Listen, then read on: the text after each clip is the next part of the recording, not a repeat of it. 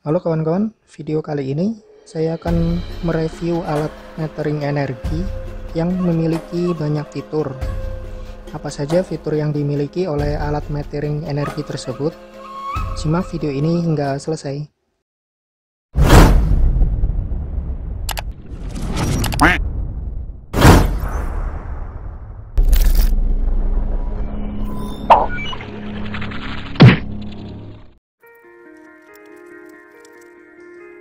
Sebelum kita lihat unitnya, ada baiknya saya unboxing dulu paketan dari alat meter tersebut. Oke, setelah di unboxing, kita akan mendapatkan yang pertama, kita akan mendapatkan hal sensor seperti ini. Alat ini memiliki current transformer yang hitam ini, yang berfungsi untuk mengukur kuat arus yang mengalir dari suatu kabel akibat terjadinya efek medan magnet. Jadi pemasangan kabelnya nanti seperti ini. Nah, dimasukkan ke bulatan yang ada di sensor ini. Kemudian yang kedua, kita dapat kit monitoring seperti ini. Sudah ada layar LCD dan layarnya ini berwarna. Ukurannya 1,7 inci. Dan kemudian kita dapat kabel yang lengkap dengan konektornya. Jadi dalam satu paket penjualan kita dapat 4 piece ini. Langsung aja kita pasang kabel-kabelnya. Sini saya akan membuka plastiknya ini terlebih dahulu. Ada konektor JST. Jadi JST kita pasang di sini.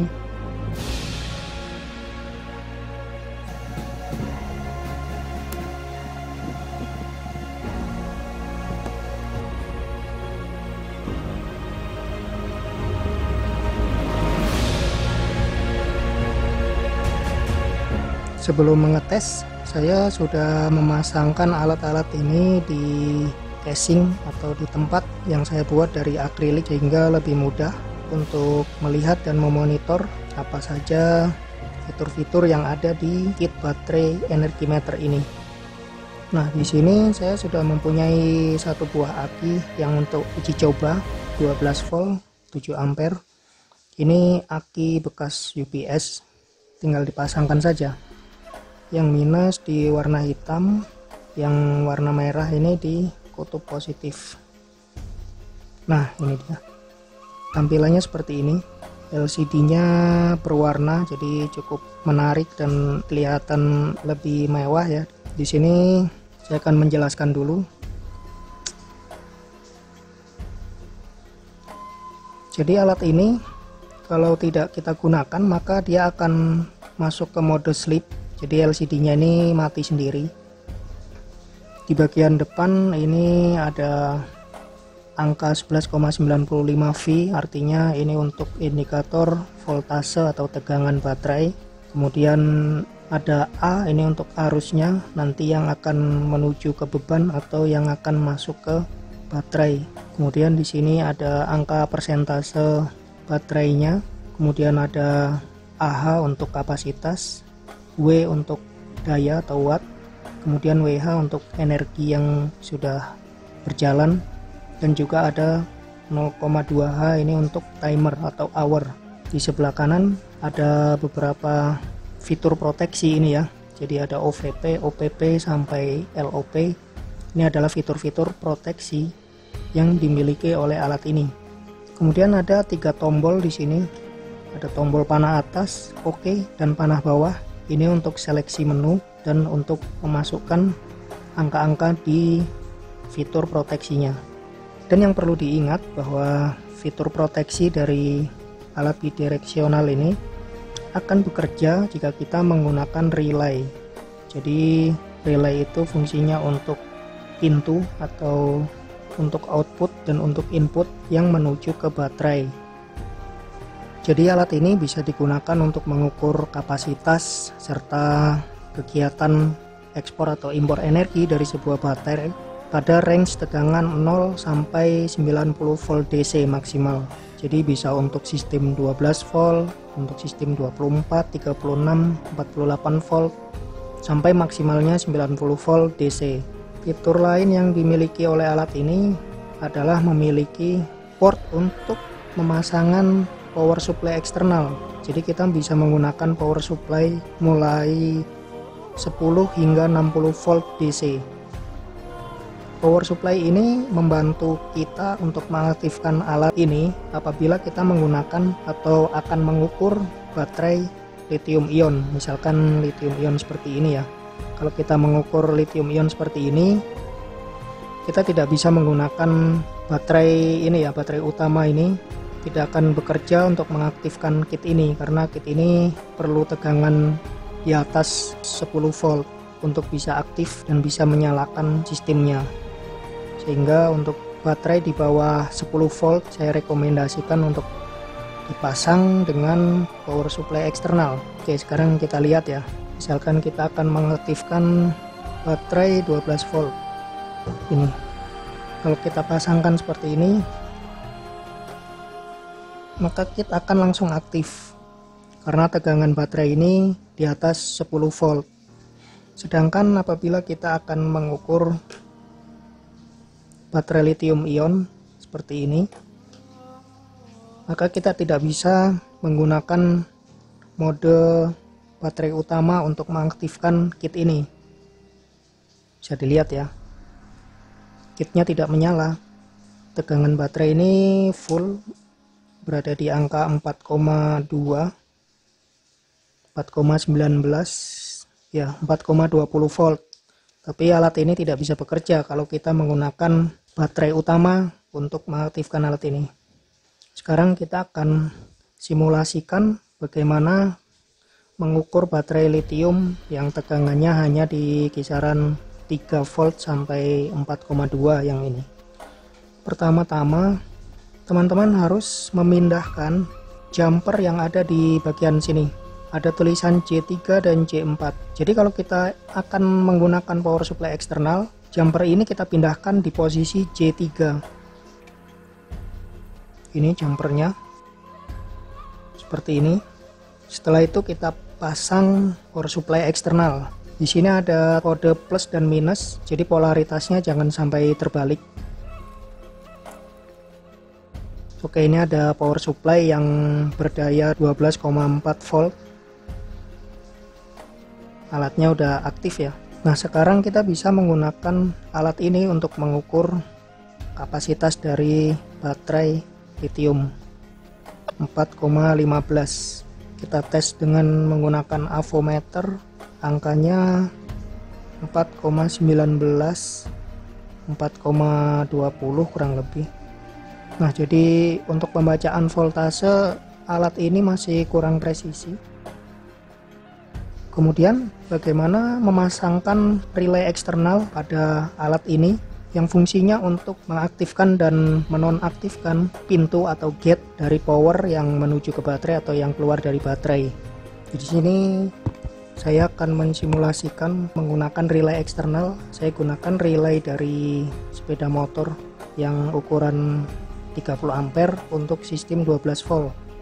Karena saya menggunakan power supply eksternal yang 12 volt, maka relaynya harus menggunakan yang ukurannya 12 volt juga untuk mengaktifkan kontaktor. Ini relay yang 4 pin dan saya sudah menyiapkan ini konektornya juga. Nah, di sini sudah ada, saya kasih tanda untuk kaki kontaktor yang sebelah mana, yang untuk gate atau pintu yang sebelah mana. Jadi pemasangannya untuk relay eksternal ada di sebelah sini, tulisan relay. Nah, untuk relay yang plus dan minus ini dipasangkan pada kabel atau kaki kontaktor. Nah, sekarang kaki kontaktor sudah terpasang dan terinstal pada alat ini, hal sensor.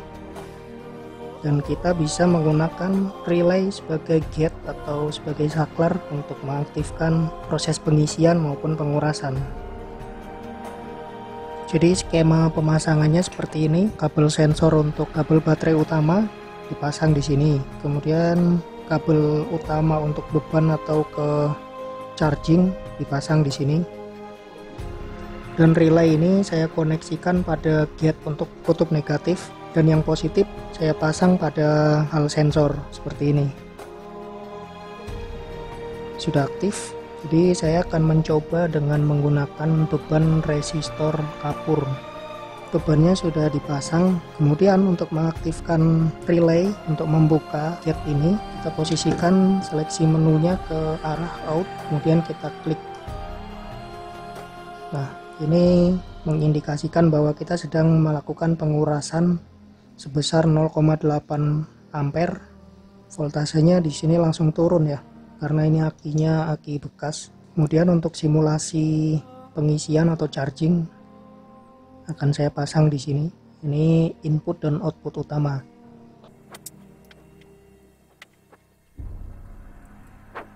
Oke, sekarang sedang simulasi pengisian baterai. Jadi ini charger untuk 12 volt masuk ke relay menuju ke kutub negatif dari baterai, yang positif juga langsung menuju ke baterai, dan hal sensor dipasang pada kutub positif di sini. Kemudian kita bisa melihat di sini lambang outnya, arah panahnya menuju ke bagian dalam, sehingga ini mengindikasikan bahwa proses pengisian sedang berlangsung.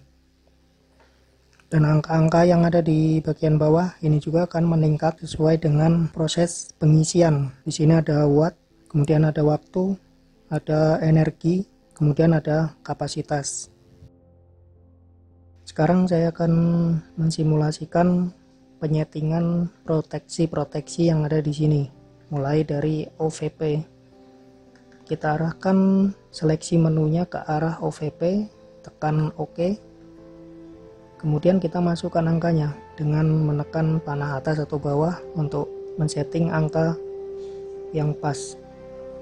Di sistem 12 volt, overvoltage akan bekerja pada tegangan 15 volt atau bisa diturunkan sekitar 14,6 volt. 14,6 volt.